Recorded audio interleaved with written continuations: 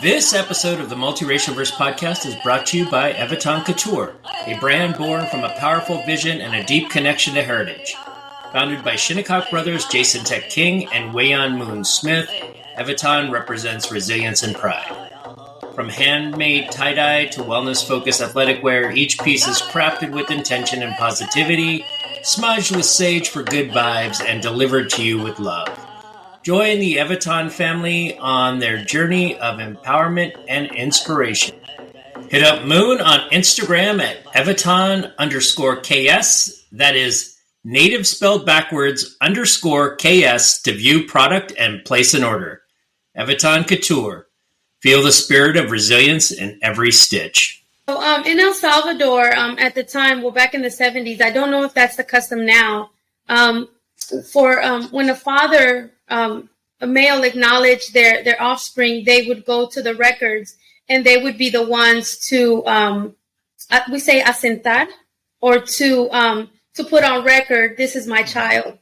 And so when my father put that on record, he put it with a G, and it's Gisela, Gisela, which is its original spelling from where it comes from. So then there was a split that occurred. So my mother's name is Jesus. So she put in that J instead of the G, which I grew up writing the name G or with a J, J-I. So it was really hard because, again, sometimes people would say Gisela or, it was hard. Welcome to the Multiracial Verse, episode 21. I'm your host, Antonio Fernandez, and today we're thrilled to bring you episode 2 of our Reclaim Your Name series. This series explores the profound impact that names have on our personal identity, sense of belonging, and cultural pride. We're diving deep into the stories behind the names we carry and how embracing their meanings can help us reclaim parts of ourselves that the world may not always see or understand. Today's guest, Gisela De Jesus Montoya, brings a powerful voice to this conversation. Gisela's name is more than just a title. It's a reflection of her cultural heritage, family history, and journey as an immigrant from El Salvador. In her story, Gisela shares the challenges and significance behind the pronunciation of her name, the choices she's made to maintain cultural ties, and the importance she places on instilling these values in her children. Through Gisela's experiences, we'll hear about the effects of cultural assimilation, the deep meanings that names carry, and how conversations around names can foster understanding and respect across cultures. Now join us for this enlightening discussion as Gisela takes us through her path of self-discovery, pride, and resilience. And please stay tuned. Immediately following this episode, we have a special treat. Gisela's daughter, Rachel Jackson, will recite a poem in spoken word. Hey, claim your name, don't care about what other people say. Hey, claim your name, don't care about what other people say. Stop, rewind, let's be kind. Hold up, stop, rewind, let's be kind. Stop, rewind, let's be kind. Hold up, stop, rewind, let's be kind. Hey, claim your name, don't care about what other people say. Hi, good afternoon, Antonio. I'm well. Thank you for asking. How are you? I'm doing great. I'm so excited to have you on this new segment we have, Reclaiming Your Name. So with that, Gisela, tell me a little bit about where you're from, where you were born, and your background, so we can set some context for the listener. Yes, my name is Gisela De Jesus Montoya. I was born in El Salvador, came to California at the age of 5. We migrated here because of the war that was going on in my country. And then just kind of grew up here, married, kids. Yeah, you shared an interesting story too before we got on camera about one of the traditions or the customs in El Salvador when a child is born, around filling out the birth certificate, and that actual event plays into how your name is spelled versus how it was spelled. Yes. So in El Salvador, at the time, well, back in the 70s, I don't know if that's the custom now.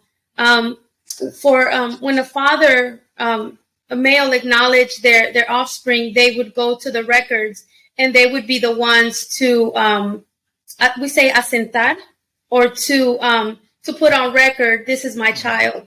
And so when my father put that on record, he put it with a G, and it's Gisela, Gisela, which is its original spelling from where it comes from. So then there was a split that occurred. So my mother's name is Jesus.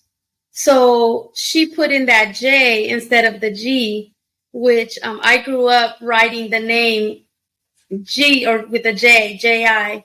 So it was really hard because, again, sometimes people would say Gisela or, it was hard. And so then, but the full name is Gisela De Jesus Montoya because, again, the custom in our countries is you're saying de, meaning where you come from, who birthed you. Oh, okay. So the last name is from your father.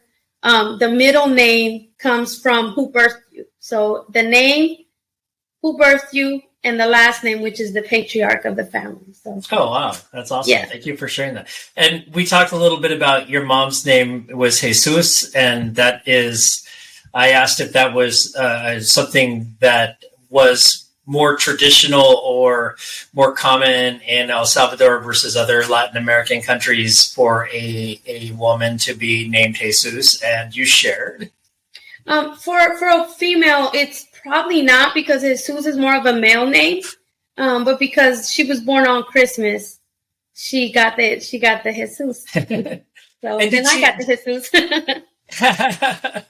Did she keep that name when you guys moved? She did not actually. Oh, okay. Once we migrated, her name was Jessie. Oh, wow. Okay. Yeah. She changed her name to Jessie. So now, unless you go deep into the records, you'll find Jesus, but she switched her name over to Jessie. Great. And what brought you to, you came to the United States from El Salvador? We came to the United States from El Salvador late 70s because of the war that was going on from late 60s, 70s and on. We migrated here for safety. Yeah. Yeah. And then where did you end up? You ended up in what city or what state? So when we first arrived, we arrived in the Valley, California, the Valley. We were in Pacoima.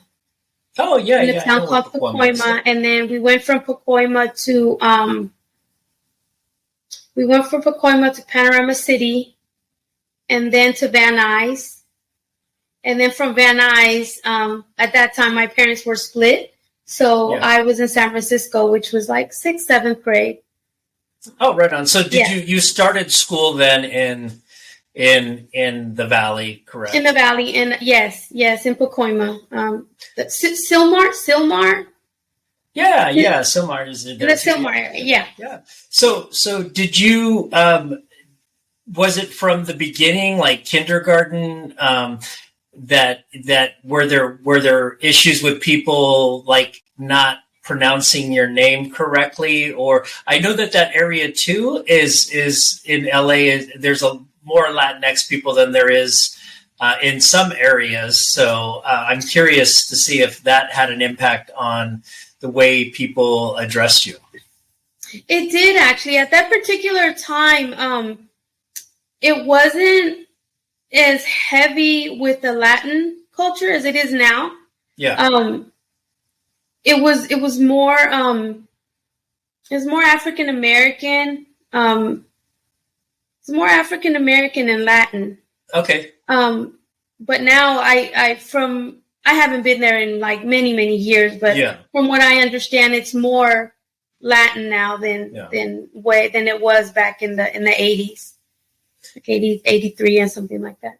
And so when you were at school, did the teachers or the other kids, were they able to pronounce your name, or were there any issues around around that? That's when it was changed from. It was changed from G to J before you moved. Yeah. So Okay. I really didn't. I didn't have Notion until a couple, maybe like 8 years back, actually, because I had to go into some records for school. And they weren't able to find me in any of the databases. So I had to request the birth certificate from my country. And when I looked on there, that's when I found on the record that my father, and then I'm like, well, why did you do it? If I was born at home. So, yeah. So I'm like, why, he's like, aside from her just giving birth, I know when I gave birth, I put my kids on record. I did. Yeah. So that's why I didn't understand. But, that's when my father explained to me, in some parts of our country, that's what the native custom is, that the father takes charge of his offspring. So, that's how that name came about. And was the G put there, on accident? That's the way he spelled it, or? No. So there's a story behind that as well. Yeah. There used to be a novela. With this woman, and I can't remember the name of the novela, but he showed me the woman. She was a beautiful Latin woman. She had long black hair. It wasn't thin like my hair is thin. Her hair was like thick and flowing and just real curvy hair. Yeah. And my dad said he really liked that woman. He thought she was so beautiful. So when I was born, he named me after her. Aww. And he said, yeah. So he said he held on to that name because my mom had another name. I never asked what the other name was. Yeah. Yeah. And so at first I didn't care for the uniqueness of the name because it was a little embarrassing to as a kid to try to figure out, how do I say it, or, and people would say things, like, where does that come from? Or when you, as a kid, I'm in a whole new country. I don't really speak it. I didn't speak English. Like, that was a whole process in itself. And all I knew is, yo me llamo Gisela. So, es Gisela. And where did it come from? No sé. ¿Y por qué te pusieron ese nombre? A mi papá le gustó una mujer en la novela. Yeah. So, you can imagine like it being in like first, second grade and getting asked those questions. You're just like, oh, okay. So that's kind of maybe second, third grade. I started becoming aware of maybe the uniqueness of the name. So. Do you recall, like, we see in movies or just, thinking back on our youth when we go to school, and it's like the first day, maybe it's kindergarten, maybe it's first or second grade, and the teacher has their list of students and they're pronouncing names, did you find that the teachers, when they made an attempt, made a correct attempt more times than not, or were they kind enough to ask you how to pronounce it, or did they just say something and that's what stuck? They would say it, and I think they would say it how they thought it was to be said. And now that I think back on it, I allowed them to say it that way. One, because as a kid, you don't know to say, hey, fix it, But number two, I think I was more intrigued with the different perspectives that people had on how they thought it was said. So when they would say it wrong, in my mind, I would say it's Gisela, but it's okay. Yeah. Would you ever talk to your mom about that? About that? I would actually talk to my dad about it. I've been really close to my dad. Oh, really? More so, yeah. And so. Awesome. I would talk to him about it, and he would always just, I guess he would soothe the wound by talking about this beautiful woman. And I'd be like, okay, Dad, ya estuvo. Yeah. And even yesterday, telling him that, we were going to be doing this today, I was explaining to my stepmom and to my dad, and I was like, it's just amazing how we notice like these, we don't notice or catch these little tiny changes in how we start to assimilate and change our culture some. Like my stepmom's name is Rosalinda. Yeah. But here it's Rosalinda.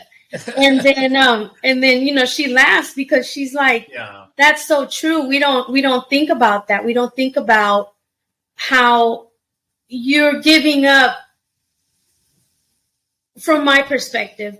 Sure. You're giving up a little bit of what you are or where you come from by doing that. So that's why, for me, and my children, it has been really important to kind of maintain certain sounds, maintain certain ways we do things, or just because I don't want to give that up. It was hard enough. It was hard enough being brought here as a kid, not having a choice to be here. Mm-hmm. And then getting older and having to make the choice to become a citizen, not because I didn't want to and I don't love this country, but I think not having the choice as a kid to have to come here for safety. And I know I can go back but there are little things that I can still control that still keep me who or where I come from. So it's beautiful. Thank you. Thank you so much for sharing that. Now, how do you instill that within your children so that if something like this came up with them, that you instill this confidence within them that maybe they might actually speak up and say, oh, by the way, my name is actually pronounced this way. Have you talked to them about that? Having had these experiences? We do have those conversations because I like looking where things originate from. And I think, my name, in accepting people saying my name in different ways, I've come across different cultures that say, hey, your name in my country means this, or your name, I know that the very first time someone said to me, hey, your name is German. Your name comes from Germany. And I was like, I was a kid then too. And I didn't know. I said, I don't think so. My dad says it's from this woman. I love children's understanding. So then, but then that kind of sparked an interest for me to say, why is this person thinking that the name comes from Germany? This is a Spanish name.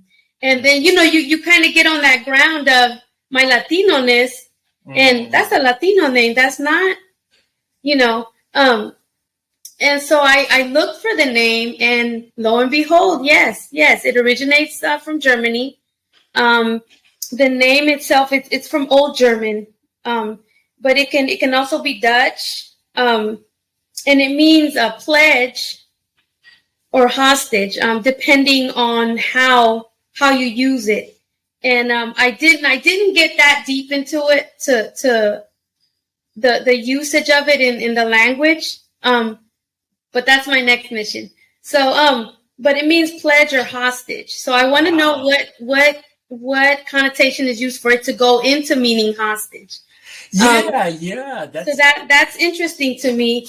But then that's when I started to say, okay, how do I yes, it originates from there, but making me who I am and where I come from, how do I keep that? I keep that. And that's what I talk to my children about. It's like, so it's important that we know where they originate and what aspect of that makes you. How does that make you who you are? So for me to say Gisela, that's my culture. That's not just Gisela or Shisela or Gisela or Gisela or any of these other sounds that people make. It's Gisela, because if you go to my country, that's what you're going to hear. You're going to hear Gisela. Yeah. And so that, that's just like a little, I guess, a treat for me Sure. to say, okay, that's me. That's who I was made. So, yeah. Yeah, that's great. Thank you so much for sharing that. Did you, I was thinking of when you mentioned the pledge or like the hostage thing that it kind of almost paralleled with you sharing at one point you felt like a hostage being brought here against your will. You didn't have that choice, but at the same time, you were also discussing how you had made this pledge to yourself to make sure you don't lose those ties to traditions, to cultures, to roots, and to other things. So I thank you for sharing that piece about what it means. And that's what I saw that when you started to speak objectively, going, wait a second, she kind of just talked about feeling like a hostage when she was young. And then the pledge that she's made to hold on to these parts of her culture that mean so much to her. So, that's just one interpretation that, No, I really like that. I like how you, yes, I appreciate that. I will really give that thought because like I said, until I did that research, I didn't really know what, again, I just thought, it means pledge. It means, and it's funny how some names hold to character, Yeah. Because there's certain things that are just innate in people and you don't really understand that until you study your name and see, whoa, that word, it's part of my character. Yeah. That's something, isn't it? Yeah, that's cool. And it's also cool that you looked, deeper into like where it derives from, which is fun when you start to go down that path, the different. So have you heard a meaning of it? Have you heard a different meaning from another culture that stands out to you? I have not. I know one story I heard, and don't quote me on this, was that one of the kings, I want to say he was English, he had a daughter named Gisela, and it was pronounced Gisela. And he married her off to, I don't know if he was Viking, but he married her to a Viking named Rollo, who was of high standing. Oh, right. But I looked for the sound in the name. Yeah. When I was reading the story, and it was said Gisela. Wow. It wasn't Gisela. It wasn't Shisela. It was Gisela. So did you? Oh, go ahead. Sorry. No. I was going to say, did having that knowledge of it being German, having German roots or Germanic roots, did that pique your curiosity at all to possibly go, wait a second, like what is the tie? Is there a tie with Germany to El Salvador? It's a little bit different since it sounds like your dad pulled this name from the actress. Did you do research on who this actress was and if she had German roots?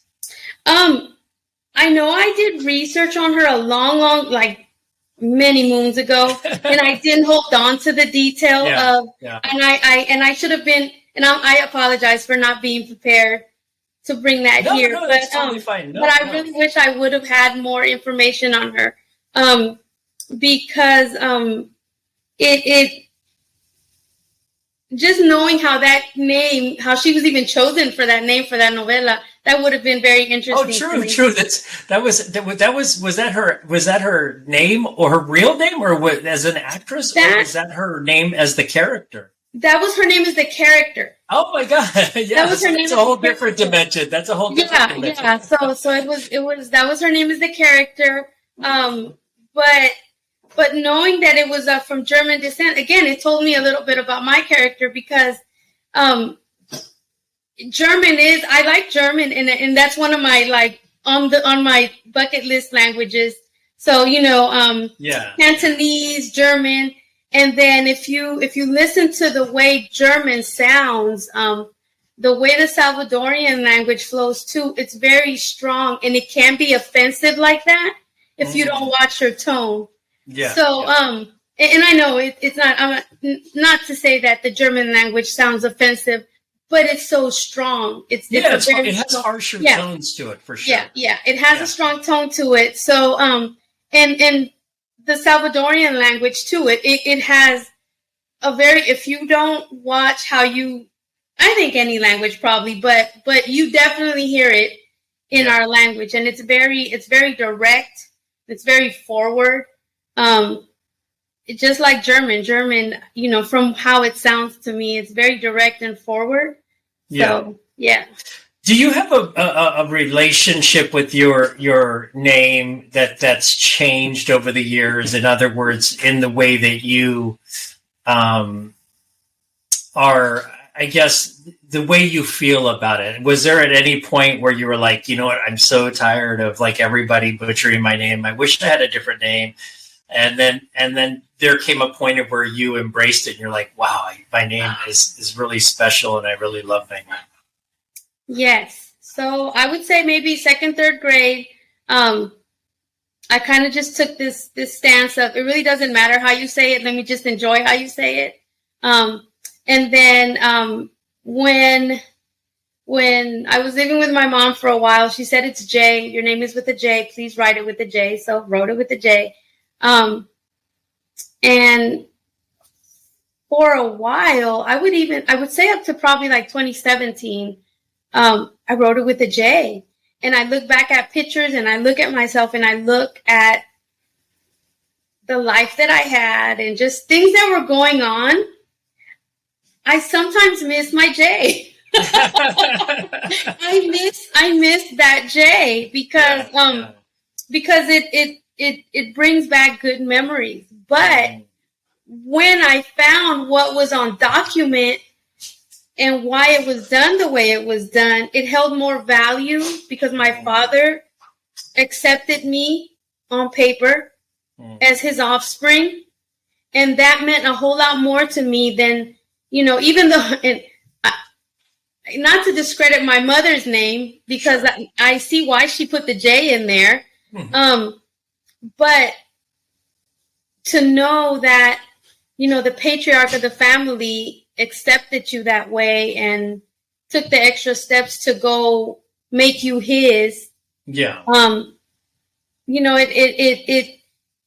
was more important to me than me enjoying this J because I was a character in America and then until I got to a certain age in life, then I realized, hey, I do really want to keep my accent, and me keeping my accent means my name needs to be this way. So once I came to terms with that, it has made me kind of a different person.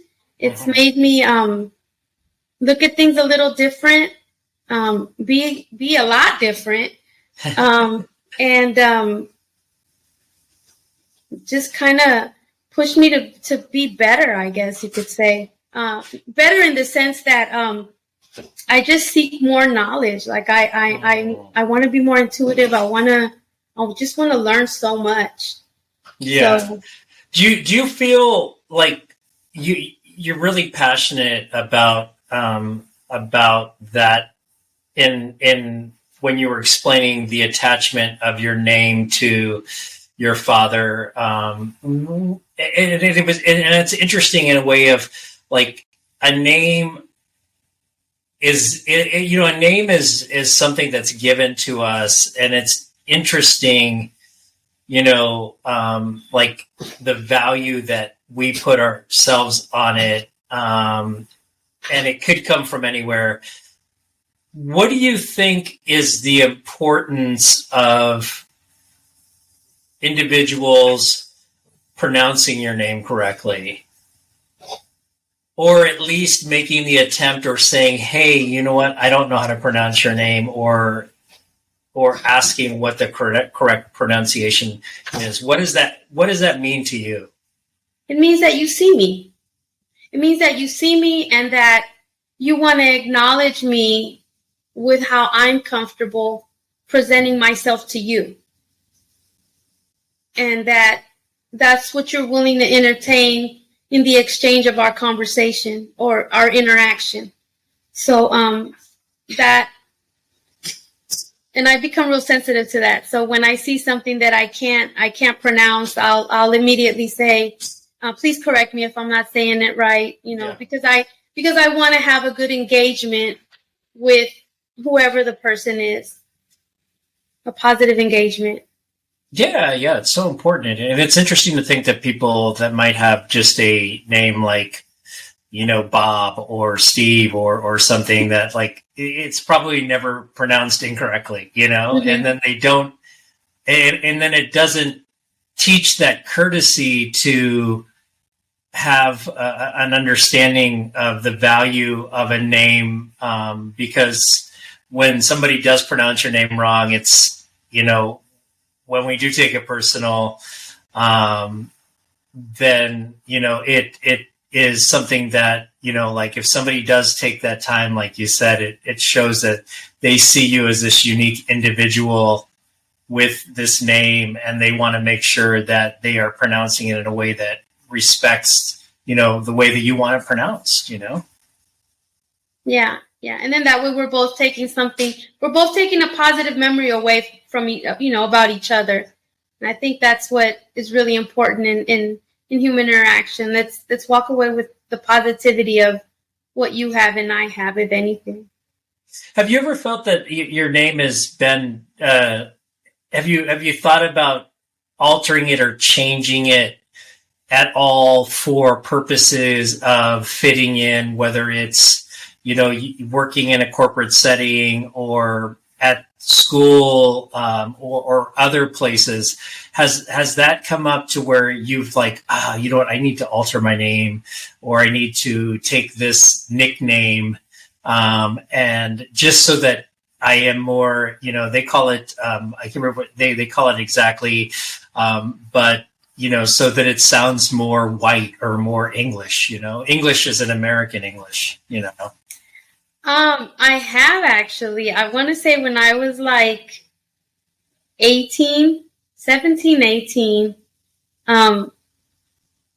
I thought I was already putting into thought, well, when I become a citizen, can I change my name? I was investigating.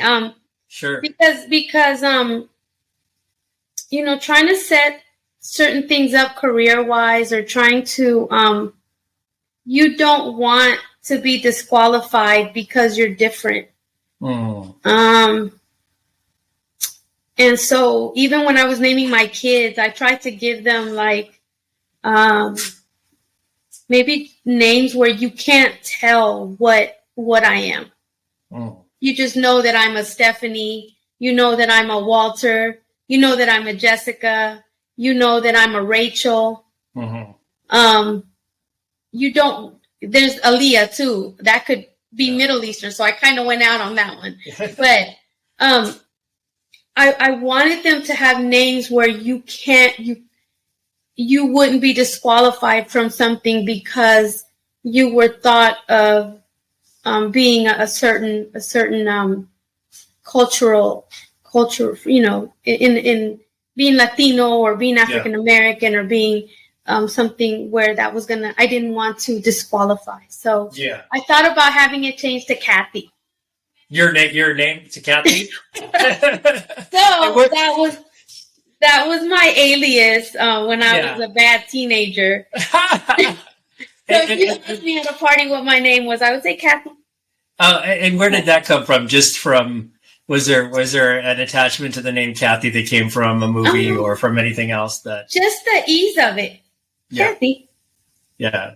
Kathy. Hey, Kat. Kathy, Kat. That also, though, but you think about it too, it's like once we, I remember the word now, is once we like anglicize our names, like I go by Antonio now, but I used to go by Tony growing up all the time. Like then it also then sometimes pushes the mystery, I guess, if you want to call it that, further for if somebody's like, oh, you're Kathy, but you don't look like a Kathy. Where are you from, Kathy? You know what I'm saying? So it's interesting how like, it's kind of almost like sometimes you're damned if you do, you're damned if you don't, right? Definitely. And then sometimes it also, I don't know, just it's interesting how people's perception, because when I am approached, I'm approached directly in Spanish, even by white people. Yeah. And then, once you engage in that conversation, they're like, oh, and you're like, yeah, let's run together. Let's run together. And it's a wonderful thing because a lot of times, things are negative because they're not understood. Yes. And to be able to engage and talk about the differences and the negativities and the differences, it's life-changing. And I'll tell you a brief story. I was in a position where I really needed a job. I desperately needed a job. So I took my resume. They wanted it online. I said, you know what? I'm going to go look for the GM of the organization. The worst they're going to say is no. Took the resume. It was this white man. He was redhead white man. And it was at a luxury dealership. It was at a Range Rover. He says, have you ever sold a car before? Never. And I don't know why he gave me the time of day, but he did. So I went in there, sat with him. I was in there with him for like 2 hours because once he went through the resume and he says, he had an accent too. He had like a country accent. It was here in Virginia. And he says to me, so have you ever sold any luxury cars? I said, never. He said, what made you want to come in to sell? I go, you have a sign outside saying that you need somebody to help you sell these cars and I need a job. So, and then, and he says, well, and I said, and you could train me. I said, I'm willing to learn. If you want to train me, I'm willing to learn. So then he says, well, he said, I kind of just really need you to have that background in selling luxury cars. So, that's how the conversation started. Yeah. But once we were done, he went into culture. And then he says, it's really nice to be able to talk to a Latino that can understand. And I was like, no, he didn't. So, yeah. And then we were able just to share differences, just to share differences and just to so that's why it was just important that, sometimes you hold on to who you are, what you are, and your name makes you part of that. Yeah. Because then you can engage and accept and understand and just hash out differences so you can reach your objective. So I did get the job, not selling luxury cars, because I'm more of a reader. So he had me doing insurance and things like that. But I got the job. So awesome. That's really cool. Yeah. Thank so you so much for sharing that. Yeah. So I think I'll end on this question is with you. It sounds like you consciously thought about giving your children names that might translate in a way that just by somebody submitting a resume, if you gave your daughter the name Stephanie, nobody would know, possibly maybe by last name, if there's a last name attached to it. But if she calls on the phone and she says, hey, I'm Stephanie, they're not going to know, what this Stephanie looks like. So you consciously thought about that based on your experience with your children? I did because I didn't want that to be a hang up from them having what they worked for. Yeah. Because I knew how hard it was for me to have to assimilate and to hear all the different variations of the changes I'd been through with the name. So I didn't want them to go through that. And have your kids ever asked you about that or said, oh, you know what, I want to be, I have a son he's blonde hair, blue eyed. His name is Felipe. He grew up on a military base with his mom. We were separated and everybody's name was Christian. So like at one point I remember him wanting the name Christian, but like with your children, has the idea or thought of like the name ever come up, or is the conversation around like, oh, you know what, why'd you name me this? I wish you would have named me, after grandpa or after X. With my son, he's 10. Yeah. he hears all these cool names, Trevor, all these, and I'm like, Trevor? Yeah, I'm like, you don't look like a Trevor, son. So, he's like, okay. But he comes up with all these different, because, they game, and then the cartoons they watch, so they hear all these different, and then, I did ask him once, do you not like Walter? Yeah. And he says, well, sounds like old man's name. And I'm like, and then I give him the story why yes, in part, he got Walter because I don't want anyone to tell the difference. Mm-hmm. But there was a story behind him getting that name too. So, he's okay with it now. He embraces it. So, yeah. I was going to ask you, but I don't want it to get too personal, about, if that decision was made in combination with names that also did have particular special meaning to you. Not really. For Walter, I was gonna name him Christian. My sister's name is Christine, and my other sister is Stephanie. So he was gonna be Christian Stefan. But it didn't. I think it mostly just had to do with me not wanting him to go through the challenges of someone discrediting him for something that, without getting the chance to show what a great person he is and what he has to offer the world. Awesome. So, yeah, and that's, it's interesting. There are individuals who don't ever have to have conversations that have, I guess it would be some form of like a racial trauma embedded in them. You know what I'm saying? Like a PTSD from things that you've gone through that had put you in a place to where, you either felt threatened or unsafe or, not equal, So, it's interesting. That brings up that's a whole other, I think, episode on things about, the conversations that, but you had a conversation with your 10-year-old about it, So those conversations can happen and kids do understand those things. So. Well, I think it's important to have the conversations as our what's the word I'm looking for, as we evolve from coming from another country here, because again, you have to give this individual the opportunity to want to keep something that is original. This is original from this. You have a choice to keep it or not. Yeah. And I think it's really important to while we evolve here, to have that choice. Do you want to keep a part of your culture, or do you want to keep evolving to where you have it, where you want it as a person?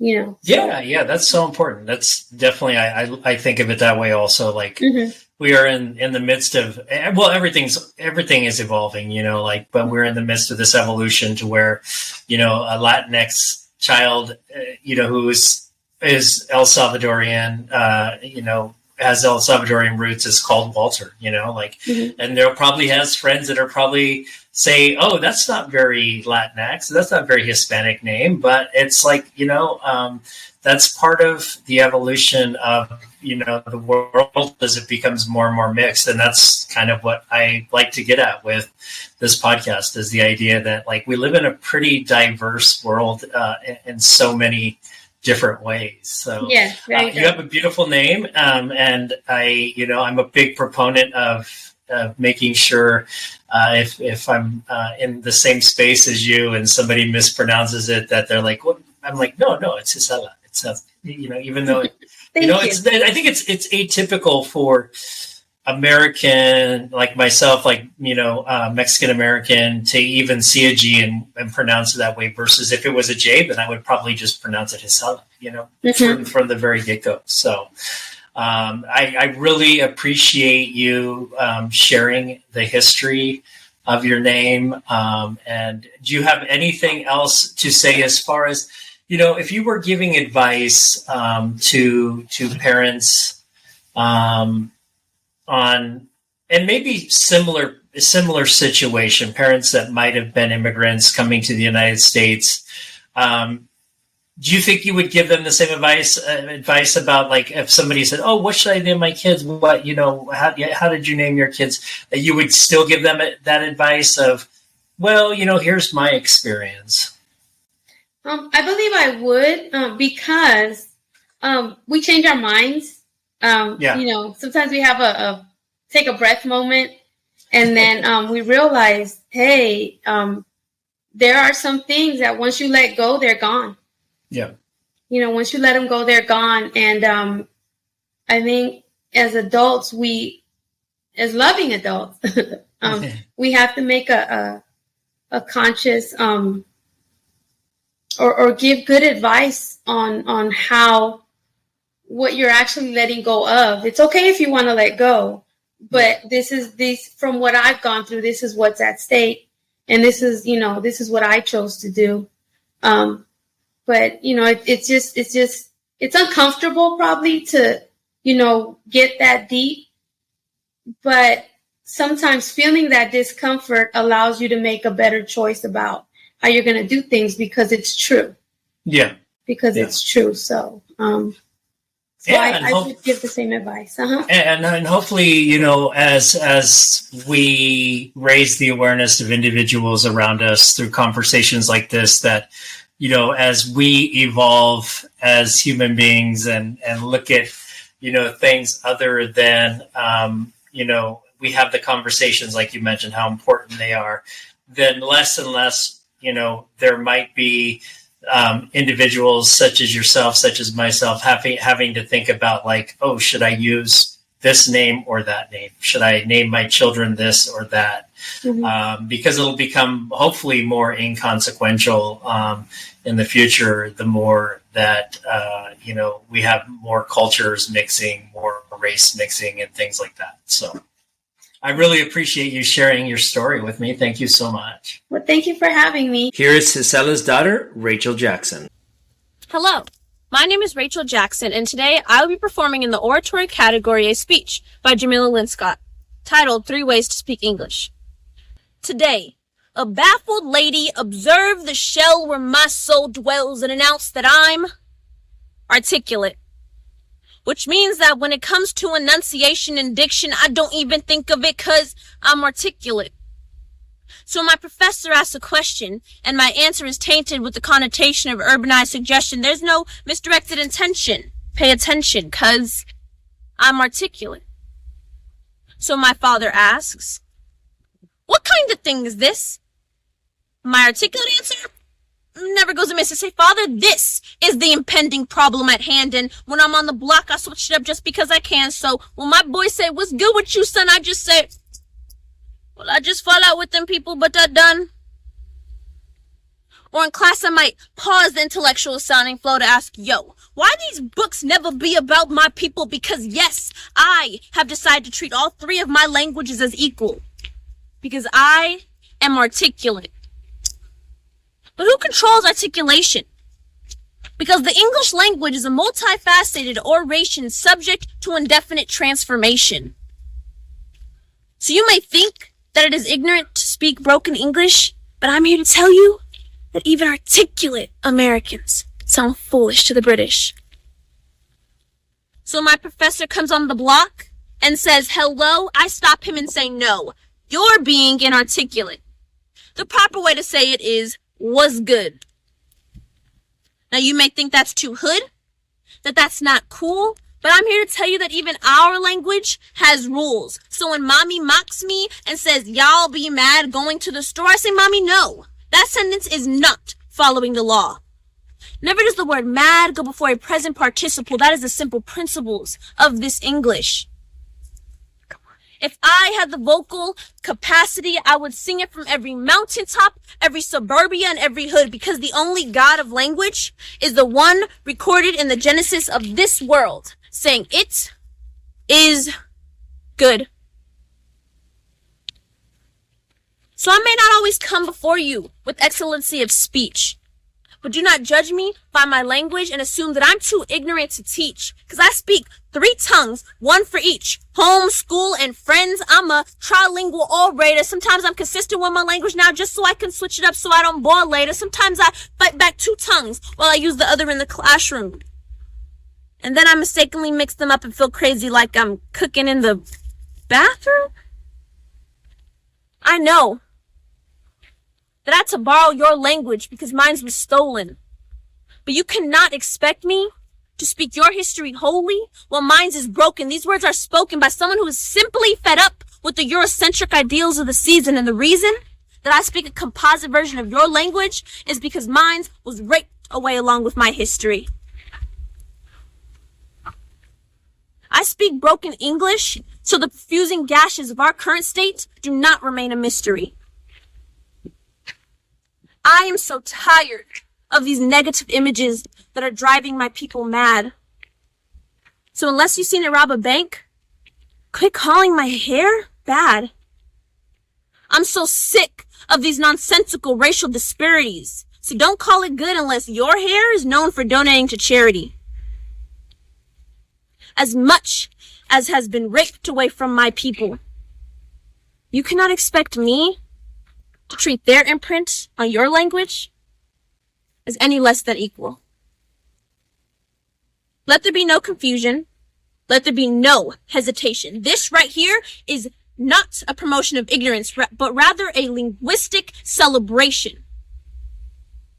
And that's why I put trilingual on my last job application. I wanted them to know that I can diversify their consumer market.